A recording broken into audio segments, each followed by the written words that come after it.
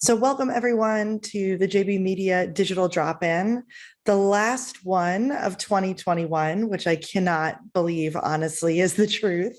So I wanted to start quickly just by saying to everyone, happy holidays and thank you so much.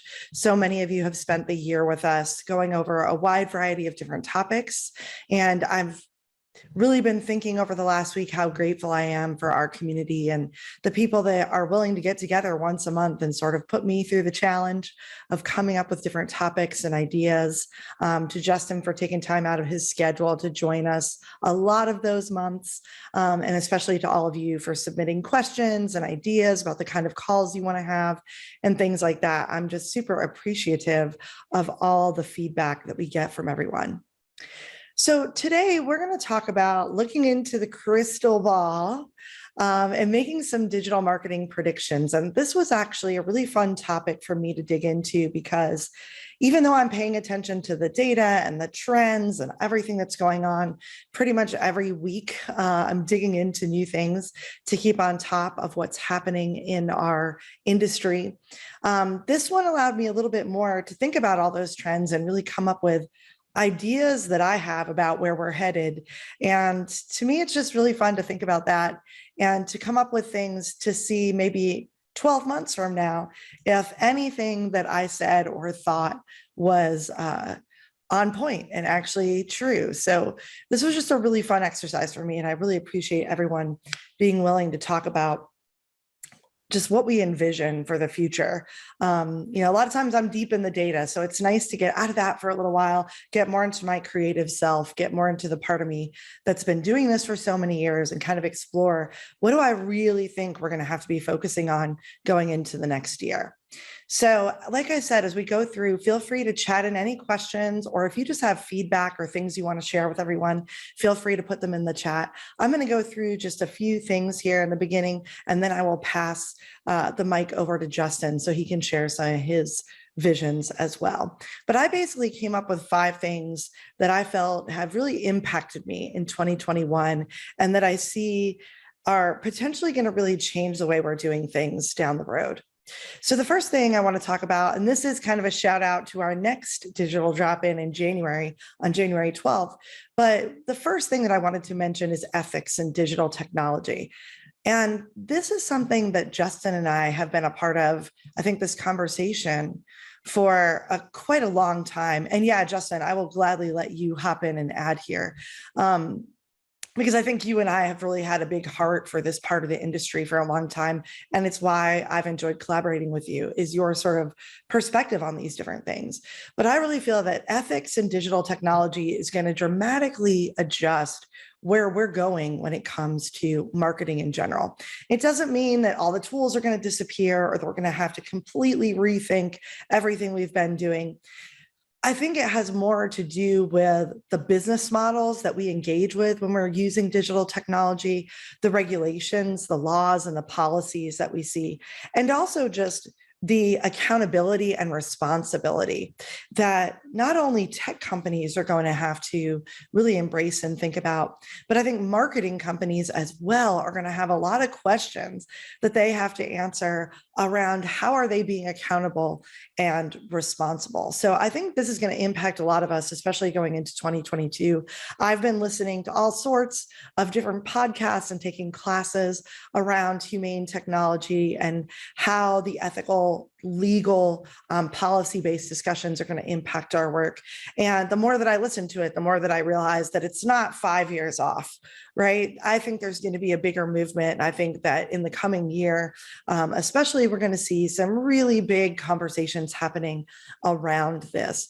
And I think this also relates, this ethics in digital technology relates directly to what I've seen Justin's company doing, the JB Media Group, as a B Corp certified company, really digging into the value of socially responsible business, really defining what that means in different scenarios and different industries, starting to really dig deeper into things like, what is the difference between being a business that is running as a green organization and reducing your carbon footprint versus something like paying into different systems so that you can offset your carbon footprint, right? We're starting to get into the nitty gritty of these things and really understand the difference of socially responsible businesses. So that's been an amazing thing I've watched the JB Media Group agency sort of embrace over the last decade, honestly, and really just move towards doing business in this completely different way with different motivations and really rethinking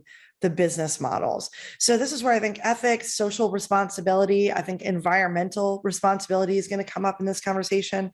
I think we're going to be, like I said, really looking at regulation, looking at laws, looking at policies and all the different things that we're doing so that we can really start to understand as marketers, not just technology creators, but as marketers and communicators, what are the human costs and the human benefits of the work that we do?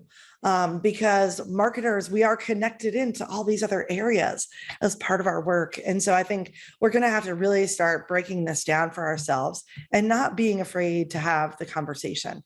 I also think this links into a big part of the movement around human design and customer experience. So this idea from the marketing perspective that we should put people first, how we're making them feel, how we're impacting them, the kind of value that we're bringing to them. I think that focus on people is actually going to really blend together with this discussion of ethics and technology, with the discussion of how businesses can be socially responsible and really step up.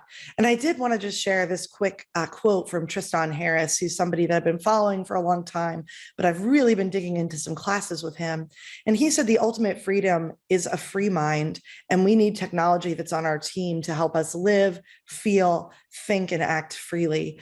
We need our smartphones, notification screens, and web browsers to be exoskeletons for our minds and interpersonal relationships that put our values, not our impulses, first. People's time is valuable. We should protect it with the same vigor as privacy and other digital rights. So I just really appreciate his perspective. And I think that quote right there just shows you that this is a bigger conversation than just about technology. And I think that it's going to definitely impact us all. So Justin, I want to give you the mic just to talk a little bit about this particular piece, if you'd like to jump in. Absolutely. Yeah. Thank you, Sarah. I agree with everything you've said, and I want to just add a couple of things. I have two trends at the end. I think both of them connect a little bit into this topic. So I was excited when I was adding my slides to see that you started with this. I'm going to drop a link in the chat to the ebook that I published earlier this year, which is on ethical marketing. And I started writing the ebook actually before some of the biggest and most recent scandals have come out with social media, and before this movie came out that Tristan produced and was part of the narration and hosting of The Social Dilemma. And so I did edit the ebook before publishing it a little bit, just add a touch of that information, but mine was more about things like honesty in marketing, impact washing, or like exaggerating people's impact for the purpose of marketing, and cultural sensitivity, which is honesty in advertising, are the main areas we covered in the ebook. And I think what you're saying about authentically connecting with people will really come full circle at the end of the slideshow. So I think this is a really important conversation. And another thing we're going to talk about toward the end is divesting from paid social media advertising. I think there's already a trend toward that. We already have some clients who refuse to spend money, or sometimes even use Facebook and Instagram. And we even have a client that we're going to start with next year who's doing a children's book where those platforms are going to, obviously be really powerful for them, but they're choosing not to use them because of the ethical concerns. And I do want to throw out again, I'm really excited that at the beginning of 2022, we're going to do an entire conversation around the social dilemma and these sort of ethical questions. But I think one reason I'm going to encourage everyone who's focused on communications, marketing, promotions as a job, to really start thinking about where you fall into this conversation is because, like I said, I don't think it's just about technology. It's not just about social responsibility. It's actually about a complete culture shift that we are already experiencing. And I think that we're going to continue to experience. And I think most of us who work in digital marketing know that a lot of the work that we do, we follow the cultural atmosphere and environment that is being set by the people that we serve. And so those cultural changes are directly related to our approaches, to the direction that we take our creativity, to the literal marketing decisions that we make, which Justin just touched on, as far as which tools we're using and how we're using them. So I do think it's exciting because that conversation is, there's so many different ways for all of you to embrace this, depending on what matters to you. And I think that there's a lot of different ways to get involved. And there's a lot of opportunity inside of your own business, if you're a business owner, or if you're just a marketing professional working in a company, there's a huge opportunity to take leadership around this conversation and to provide people the resources they need to really understand why this cultural shift is already happening, why it's going to continue happening, and why we have to be really aware of the choices that we make. So number one's the big one, but there's a few others that I'm really excited about. Number two, audio content is going to increase in popularity. This excited me because I'm kind of a radio dork. I still listen to the radio in my car quite a bit. And then I also listen to a lot of online radio when I'm at home through the internet. And I haven't gotten into podcasting as much, but I've been slowly picking that up more and more since, of course, we went into lockdown. And I have been delighted by my own personal experience of podcasting. And so it's becoming an increasingly popular pastime in the US. This has actually been true for quite a long time. So it isn't as if, this wasn't increasing in popularity before, but we saw a really big influx in change going into 2021. So we're up to 78% of, people in the United States that are adults are aware of podcasting and are starting to engage with this type of media. I also think that this first question of ethics and technology, as we all start to really learn more about the impact technology has on our lives and how we have to be more cautious and thoughtful about the way that we're using it, how much we're using it, I think that we're going to see there is sort of a natural movement into, I can listen to certain things while I'm participating in other things, right? I can go and work out while I'm listening to somebody talk about a subject. I can go and complete a goal, like do my dishes. I can do a work thing. I can do all these different things while I've got this audio content playing. And so I think as people went into lockdown and had more opportunity to explore what's out there, that combined with this idea that we might not want to be staring at Netflix for hours and hours all the time, right? Because when we're doing that, we're not actually productive. We're not actually taking in new information in a lot of senses. And so that question that's coming up with that first trend, I think is going to push us into looking at the value of audio content. And I see you, Ashley. Yeah, podcasts, I've really dug in. I don't know if we have anybody from New Jersey on the call, but I will say my most recent favorite find is a podcast called New Jersey is the World. And they have a lot of different things about New Jersey on there, but my favorite is they do a lot of random history tidbits. My favorite one that a friend of mine shared with me is that Joseph Bonaparte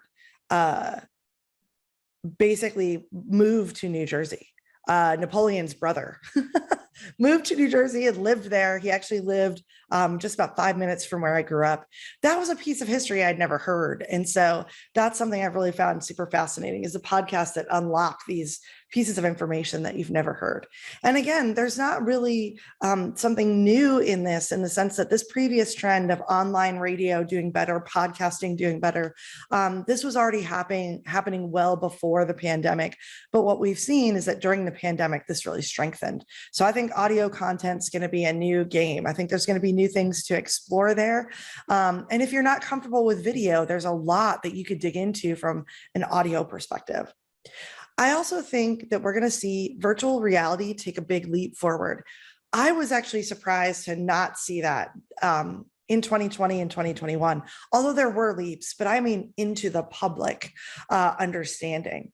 And so I've really been digging into, what is this world that they now refer to as extended reality or XR?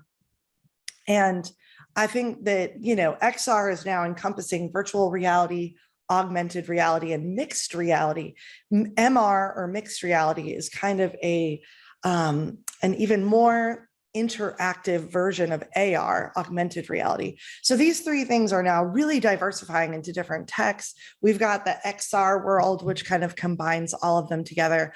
And I think what we're going to find is that there's certain industries, you can see the 5 that I've listed here, that are really starting to pick up on the value of virtual reality. So education, of course, as a teacher, I have like VR dreams that I cannot even explain to people sometimes. I think there's so much there that we could work with. Healthcare, shopping and retail, travel and hospitality, and events, things like sports, music. These 5 areas of VR, there is a lot of activity here. There are a lot of things that people are realizing. The virtual reality, augmented reality, and mixed reality worlds can really benefit people. And because we just went through a time period where people couldn't leave their homes, couldn't get out into that firsthand 3-dimensional experience, now we're looking at how do we make the gear that you need to really participate in the XR world. How do we make that more available to people? And I think that's really going to start coming down the pipeline in 2022. Like I said, there's already pieces of this, but I think the accessibility of these tools, I think the affordability of these tools are really going to shift. And a lot of it is because of consumer demand, right? It's not just gamers anymore that want access to these type of things, right? It's really that we're seeing that there are a wide variety of benefits that people can gain from being part of the XR world and engaging in experiences and things like that. And Molly, I see that your hand's raised. If you have a question, feel free to let us know. The 4th thing I want to talk about is alongside of the XR world, right, is the artificial intelligence world. And AI is going to continue to really evolve and integrate alongside of these augmented, virtual, and mixed reality systems. This is where I feel like, this is why that number 1 prediction I made, the ethics in technology is going to take a huge, front seat across the world, but especially in the US. Part of it, I think, is because of number 3 and number 4, right? These technologies are advancing quick. We're trying to make them more and more available to people, easier and easier to use. And so I think that we're going to have to be asking these questions about the safety of the tech, the impact the tech makes on the literal minds and hearts of the people who use it. We're going to have to be asking a lot of those questions while we step into embracing these advancements that are going to happen.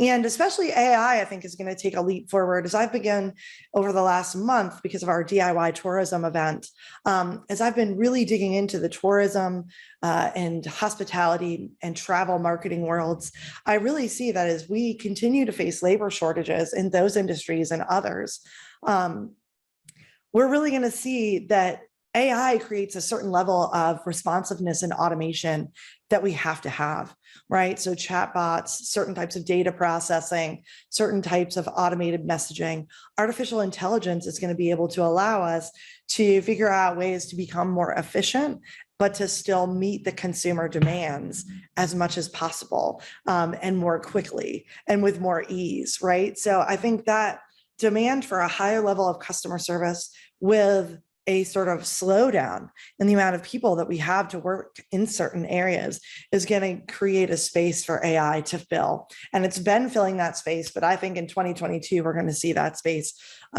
really shifts and becomes different. And like I said, it's what it's really leading us to as marketers is that we're going to have easier access to tools. They're going to be easier for us to use. They're going to be more affordable for more of us to use. And I think that that's going to be a natural movement in both, like I said, that extended reality world and in the AI world. And then the last thing that I'm going to predict is that I think 5th, and maybe most importantly for me as an SEO sort of seeker and lover for so many years, I think brands are really going to start to embrace search engine optimization as a mindset, not as a service.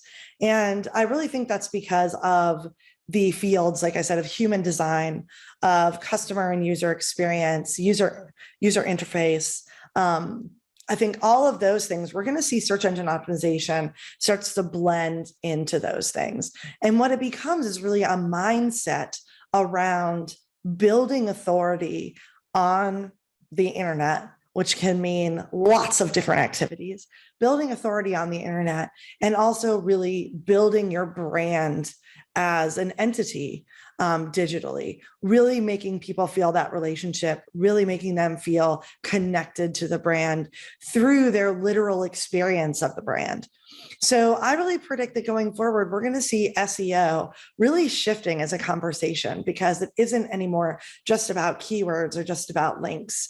It really is about whether or not people are having an incredibly positive experience when they interface with you across the digital spectrum. I think we're going to see Google jump up as a major leader. Of course, they're already a leader, but I think they're really going to strengthen their status as a business support system. I see them making a lot of moves with their different tools to doing that. I think that a lot of brands are going to stop thinking of SEO, like I said, as some siloed kind of thing that they purchase, and really start to think of it as not just marketing, it's part of your operations. It's part of the management of your company. And I think that we're going to see search trends really shifting and changing even more. So in the pandemic, we saw major changes in how people use search engines and AI that's part of those search engines to discover information. I think we're going to really see that those trends continue to shift quickly. And as local, national, and global problems and changes, crises, and positive experiences all happen, that we're going to see the internet, but especially search engines like Google, really responding. Search engines that are part of Facebook and Twitter and Instagram really shifting and responding their technology to those needs. And then, Mickey, I see your question. Any ideas on how Google will evaluate user experience in the future, if not basing authority just on links and keywords? So I think if you dig into your Google Webmaster Tools, specifically into the Google Search Console, they're literally teaching us how to do this now. So with their core web vitals, which have now been added to the Search Console, they are literally giving us data sets to say, this is how we will evaluate user experience. These are the specific things that we are judging about the function of your website and how fast things load. So we've always had page speed, but now we have core web vitals. And those core web vitals are actually taking page speed and breaking it down into much more specific things about how people engage with the page. So I think one great way that you can sort of see this in action is to really get to know the Google Search Console, if you don't already, to really dig into how they're tracking the keywords and the links, but then also dig into these new sections that they've been launching over the last couple of years that really help you understand, what is the definition of a great experience? How is Google breaking that down? So yeah, let me know if you have questions about that. You can always email me directly, Mickey, and let me know if you have questions about the Search Console. But I think it's going to be a more and more important tool to pay attention to. So again, now I want to turn it over to Justin so he can talk about his couple of points. Thanks, Sarah. Yeah, appreciate everything you've shared so far, and we'll add some thoughts myself here. As I mentioned at the top, one of the outcomes of the ethical dilemma that many, not all, but many businesses and individuals are facing is that more brands are already exploring alternatives to social media advertising, and it'll increase. And we need to be clear here. This is not purely social media advertising, and it is not necessarily all social media channels that people are concerned about. I think there's a spectrum of concern that starts with Facebook on one extreme, people being most concerned about Facebook, and then Instagram and Google are probably over there as well, especially Instagram. And then on the other end of the spectrum, I think there's generally a little bit less concern about Pinterest, and I think the jury's out on how people are feeling about YouTube. I think there's overall a more positive feeling about LinkedIn ads. If it makes sense for your business, of course, it's really only effective for a certain set of clients and businesses. But in general, there's there's an increasing pushback. There have been boycotts to try to force change, which haven't really done very much from what I've seen. I mean, they have been publicized, gained some PR momentum, but I don't think they've really put enough pressure on Facebook to make any real changes.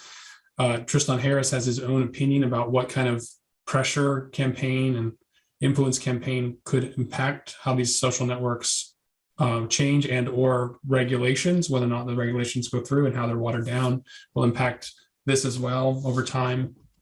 But I think what my understanding of how these things work is that the concern is that technology companies can evolve faster than government regulations can regulate them.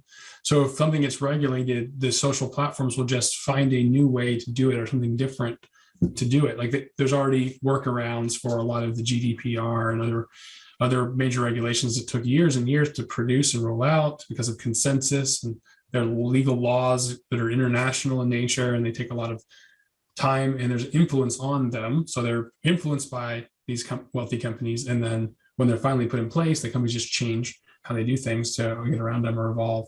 Of course, I'm simplifying a lot, but ultimately, as businesses get more concerned about ethics, and there's a variety of factors that are causing pressure on businesses to care more about this. Some of it's just awareness. Some of it is the just general feeling of people getting compoundedly more frustrated with these platforms as more and more comes to light, and these bigger scandals come out. And then people starting to test alternatives and seeing that the alternatives can work. So some of the things that I think will emerge from this is that brands will continue to realize that an email subscriber is worth more than a social media follower. I did a webinar a few months back. Some of you probably were there with Rand Fishkin, where from Moz and now from SparkToro, he believes that an email subscriber is worth 1,000 times what a single Twitter, Instagram, or Facebook follower is worth. I don't think it's 1,000 to 1. If it's 1,000 to 1, that would mean that 1,000 emails would be worth the same as 1 million subscribers. I don't think that's quite right, but it's somewhere in between there and probably 10 to 1. It's at least 10 to 1 in my opinion, and probably more like 50 to 100 to 1. Whereas some experts who are very more knowledgeable about this than me think it's 1,000 to 1. And I think what an email address is worth is largely dependent on who it is, how you acquire the email, and how you nurture that relationship. So one of the topics I focus on, I teach the most, is partnership marketing. And I think partnership marketing, and then my next slide will go into this a little bit more, partnership marketing can be deployed as an alternative to paid social media because it can leverage email marketing, organic content, and organic social media effectively at scale, more so than, it can be a great cost-effective, high return on investment alternative to paid social media. Sarah, do you have anything to add on that? Otherwise, we can go to the last slide. Yeah, I would just say I was going to chat in that I really feel like partnership marketing too. People are so familiar with influencer marketing, and that tends to be such a focus. But I would predict that going forward, influencer marketing is going to start to sort of expand. And I think really people are going to start to talk more about partnership marketing specifically, because partnership marketing to me is the true umbrella that influencers fall under. And we're just seeing so much amazing evolution of that whole world. Definitely.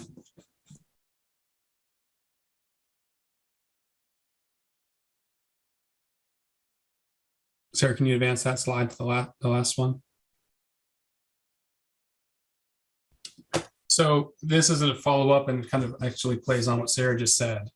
I believe that brands will be forced to get better at differentiating between value and vanity in influencer marketing. What I specifically mean by that is what an influencer is known for and how they've grown their audience, like what it is that they provide their audience that has got them the followers that they have and what kind of relationship they have with them can be on a spectrum between purely value, meaning purely education, inside information, industry knowledge, versus on the other extreme would be purely celebrity or purely image, lifestyle, physical appearance, other things that could be characterized as materialistic. So there's a spectrum, and I think there are people who follow me in the middle. You know, I worked a lot in one specific section of one specific industry with influencers, and that's in the vegan, plant-based lifestyle. And even in that, specifically in that sector, there is the entire spectrum. There are people like Dr. Michael Greger, who's an influencer who is purely followed for his value, meaning that he runs a nonprofit research website called nutritionfacts.org. He puts out amazing books, amazing YouTube videos, amazing lectures, and tons of content that is highly researched, highly valuable. And he has 500,000 or more followers. And there's other documentary films that would fall on that side of the spectrum that have the pure following is based on knowledge, and they influence people to buy things that align with the knowledge that they've shared. On the opposite end of the spectrum, there are some models, fitness influencers, and vegan celebrities who have large followings. On the models and lifestyle folks side of things, they can be their business model can be around sharing training programs, weight loss courses, online workouts or workout coaching, and they can provide value there for people who want that. And then there's other examples of people who are just purely in it for the notoriety and celebrity, or they are celebrities from some other aspect of their life, like they're an actor or a model, and they happen to be vegan. And so people are following them because of their career as much or more so because of their lifestyle. And when they talk about lifestyle stuff or talk about products that are aligned with their lifestyle, it doesn't always have the same impact, or often doesn't. So I'm just using one industry as an example, but we've done promotions that have been super successful with actually on both sides. We've had fairly successful promotions with the image-based folks as well, but not as often.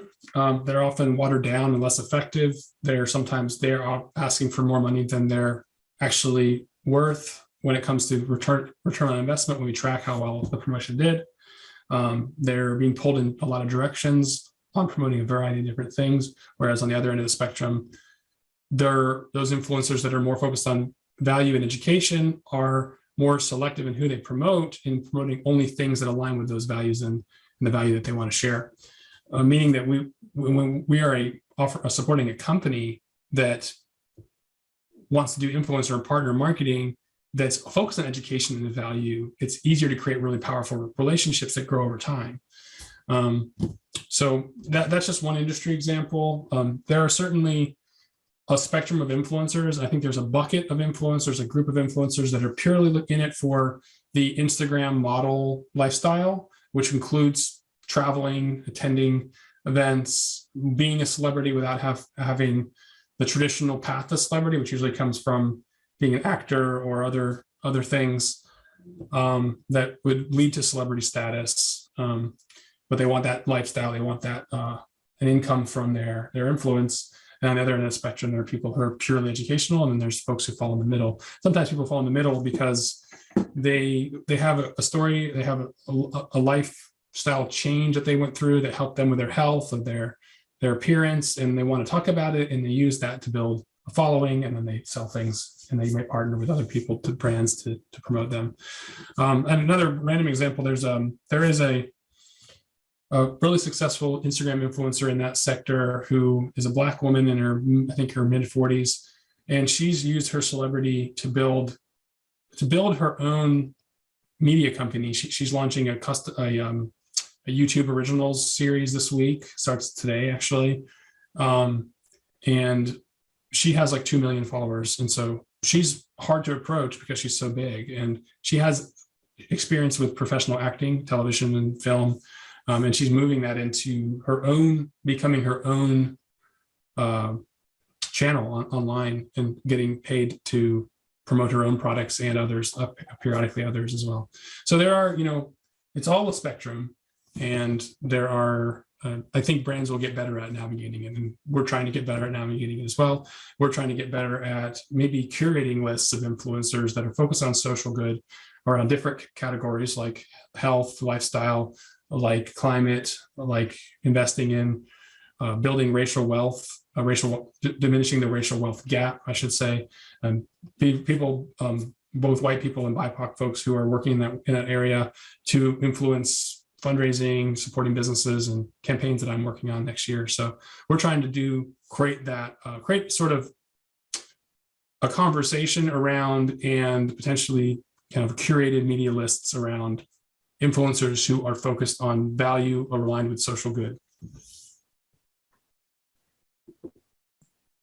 Yeah, I'll just jump in and add that one other thing I want to predict about this particular point is, it's funny, I hate the phrase cancel culture, but I feel, because to me, really what we want to foster and create is accountability in our society. I'm not so sure I think cancel culture works in its current iteration fully, but I do think that we have to foster accountability. And I think the intensity of cancel culture has created a world where brands are embracing influencer marketing, but you really truly have to have a relationship in some ways with the influencer that you choose.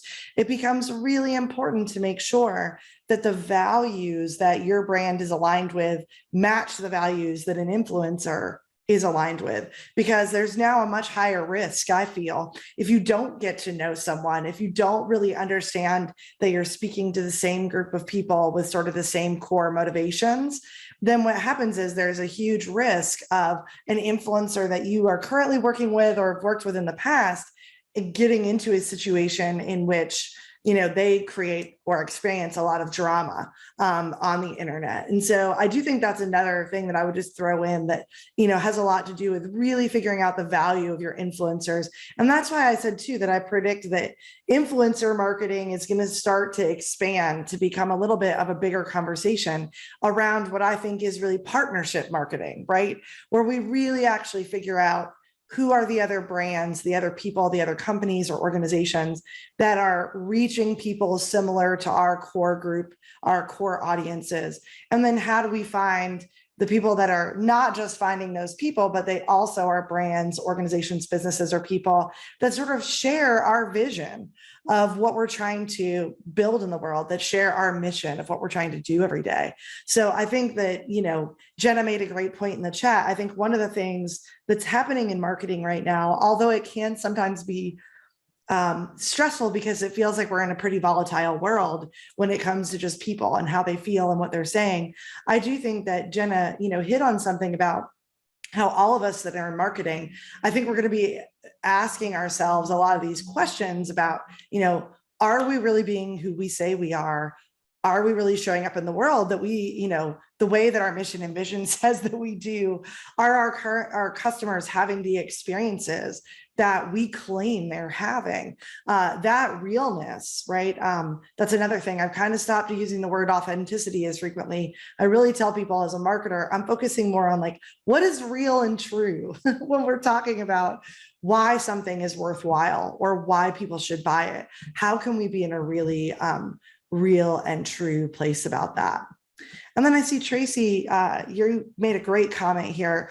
I'm really glad that this conversation is exciting to you. But Tracy was basically saying that she's been in the process of creating an online leadership course for progressive activists and change agents, and she's looking for some marketing help. But many of the people that she sees seem to be all about making money. And she's for making money, but she was trying to figure out that balance between, how do we bring in cash flow? How do we care about the bottom line? How do we do those things while also blending it with other purposes that are behind what we do? So I'm curious, Justin, just because I feel like you're working with a lot of companies that are actually in the same place that Tracy is talking about. How do you see companies out there that are more socially conscious bridging that gap of how do we worry about the bottom line, worry about the money, which obviously matters, while also caring about these bigger picture values that we have. I'm just reading the question from Tracy, and Tracy, I'm curious, are you talking about, as far as people needing money to make money, are you talking about potential marketing partners? Are you talking about people who you want to have speaking in the course and teaching? Because there's all different angles on the ways partnerships could be created to produce something like this, where the profits would be shared. Okay, so marketing partners. Typically with online courses and online events, I've done a ton of research, and we can maybe talk separately about it, but the most common structure for digital content delivery online with partners is some sort of affiliate marketing where they get paid comparable to how many people they bring to the course. So the industry standard for online training is actually to pay the partner 50% of any revenue that they generate.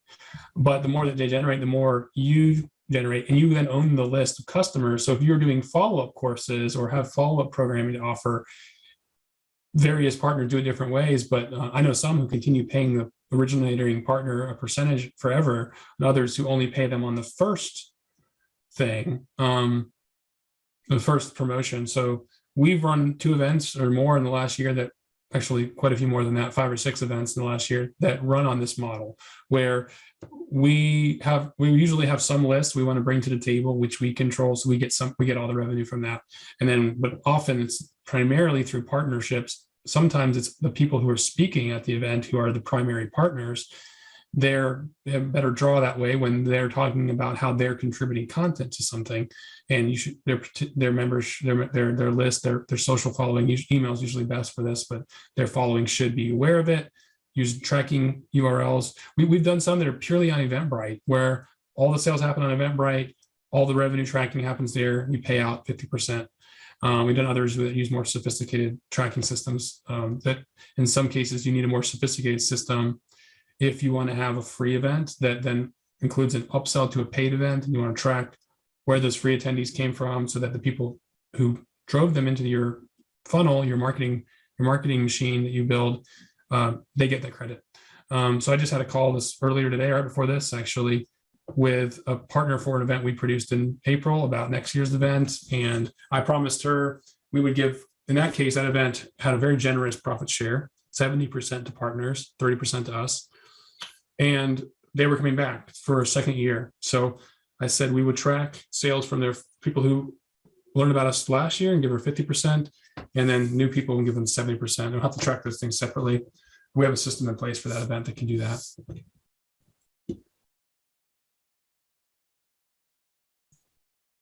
So thanks for sharing that, Justin. I feel like that was some really great specific ideas about how to approach partners. Yeah, and Tracy, I see your comment. I mean, definitely feel free to reach out to Justin or myself if you want to talk a little bit about how you figure this out. I do think in the beginning for smaller businesses, especially if you're kind of a one-person show, you're trying to figure out, sort of from a manual perspective, how do you research and identify some of the partners you want to talk to? Then how do you set up kind of a system, right, for approaching them? And once you approach them and confirm some things, how do you make sure that you've got things packaged up? So yeah, feel free to reach out to us. We could always talk about that. And then Mickey, I see your question for Justin. Can you discuss other ways that you see ethical marketing being conducted in the vegan fitness movement that you're currently integrated into? Yeah, I will in just a second. I want to touch on Tracy's last comment as well. I'm happy to talk to you, Tracy, when you're ready. One other thing that I've seen work, and this is more effective when you have a high value product, but I'm part of a training. I'm an alumni of an institute called Starting Block, which is really a social impact self-leadership training, 5 days in person. I attended it 3 times, once as a participant and twice as a volunteer, over 3 years between 2017 and 2019.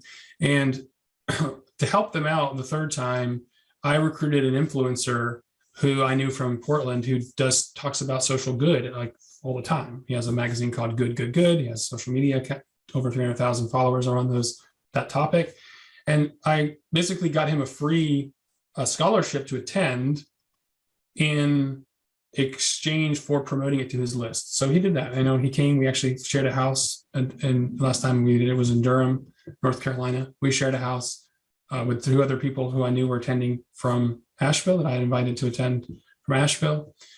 And we shared Airbnb, and he promoted it throughout and afterwards and got a free pass. So if you have something of value to offer influencers, like they could take the course, they could be, leaders within the course, you might have something to barter early on, especially if they get some profit sharing too. Mickey, to answer your question, that's a good question. It's a spectrum. I can give you some examples of people who are not.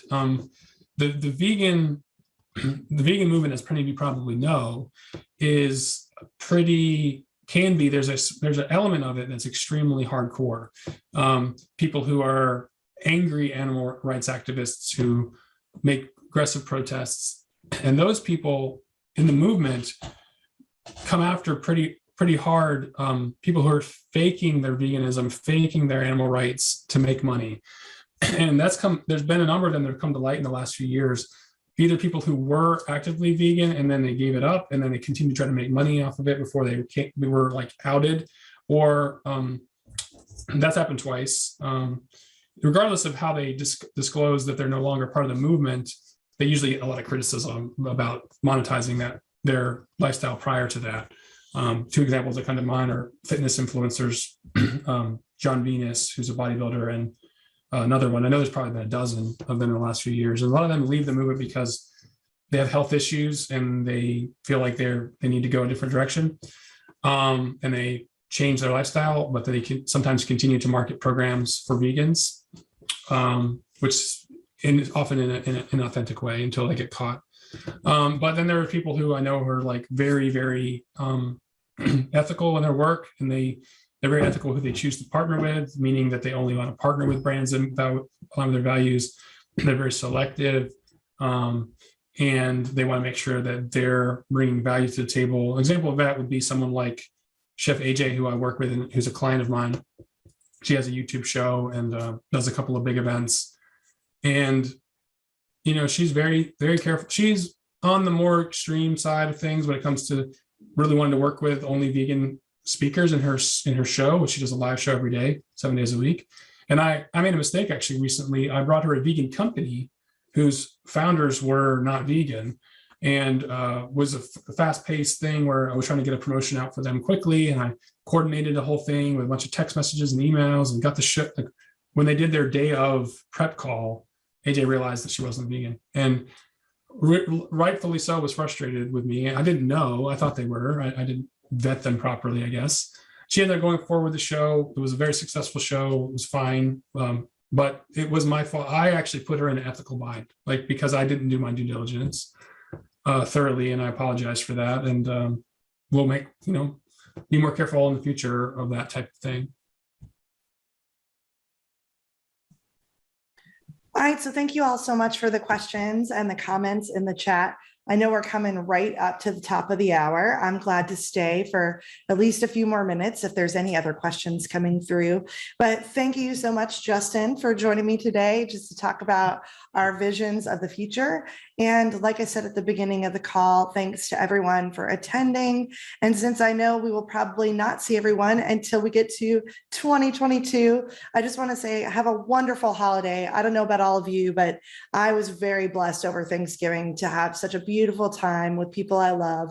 So I hope that everyone who's part of our community will take time over the next month to do the things that matter most to you, so we can start our new year refreshed and ready for new success and new opportunity. So thank you all for joining us. Happy holidays, and we look forward to seeing you all soon.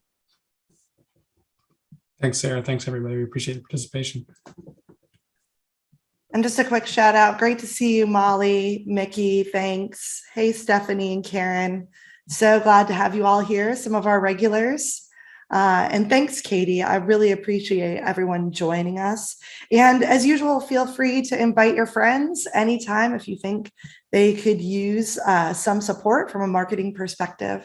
But thanks so much, Simone and Ashley and Charles. And of course, Jenna, thanks for joining us as usual today Always great to have you here helping out. And happy holidays, Rosemary.